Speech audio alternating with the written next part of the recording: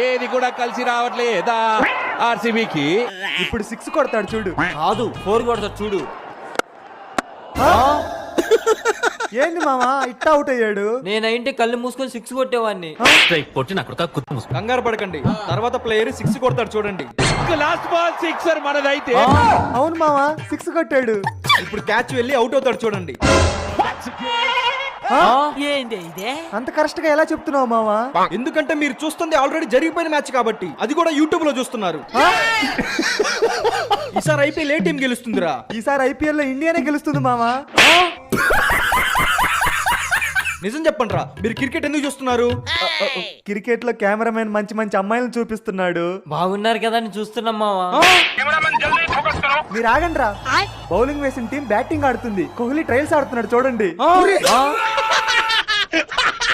IPL లో trials ఎందుకు వేస్తారా?